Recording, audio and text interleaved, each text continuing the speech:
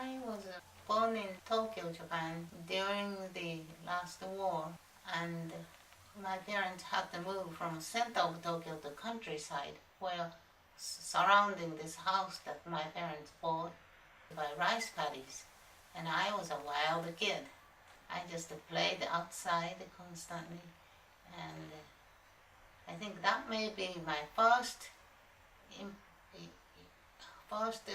encounter with true nature, and I loved every moment of it. And I had 7 siblings, so it was a lively household.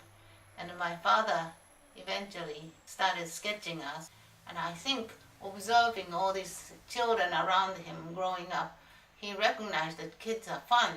So especially during the war and after the war, things were bleak. There were barely hardly things to eat, and so he was so entertained by children.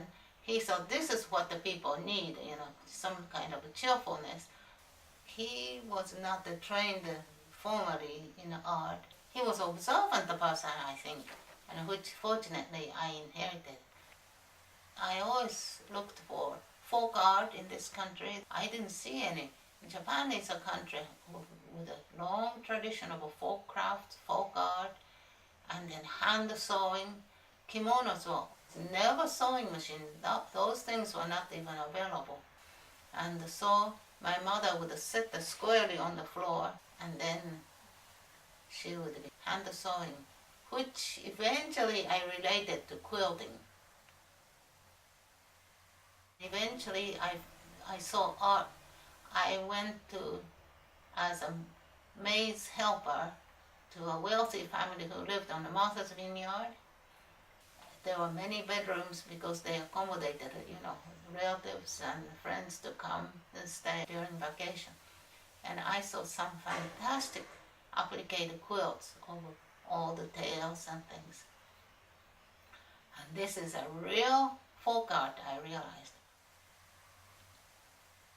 I didn't know anything about quilting, but after I saw those quilts in the Martha's Vineyard,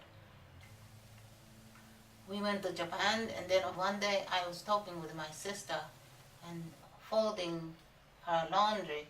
I saw this beautiful blue cloth.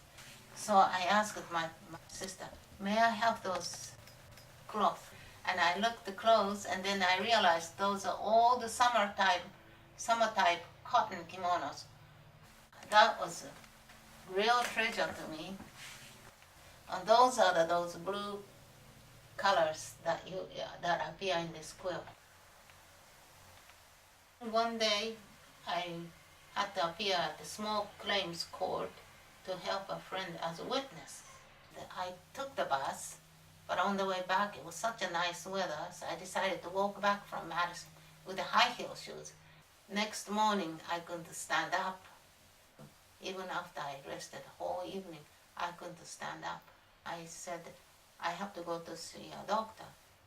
So the doctor ordered me to put my feet up for several days. You just overworked your feet. Then I'm a kind of person sort of want to be always involved in some busy activities.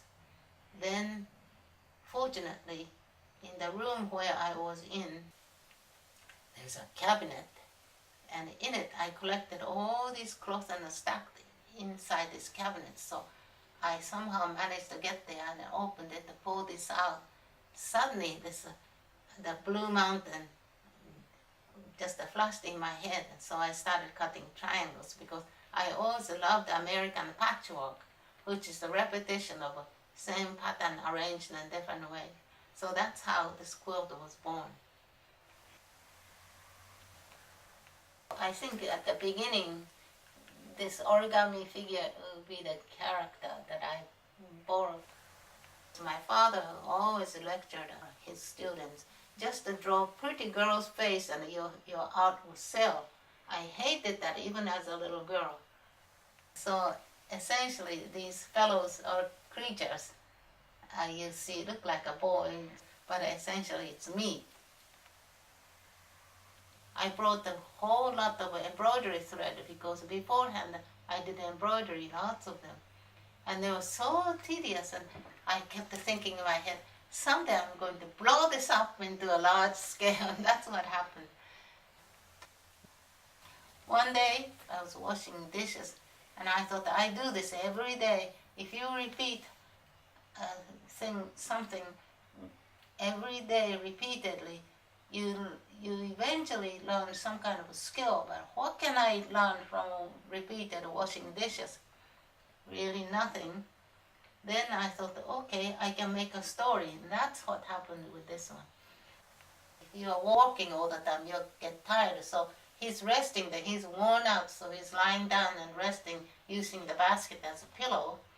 And then I put the fully blooming tree there, and that's for the viewer to create the stories. Especially children have such a good imagination, so I wanted them to make up the story, whether the fellow lying down dreamed that he saw this blooming tree and walked to it in his dream, or actually physically he decided to go and see it himself. From the beginning, I wasn't making this for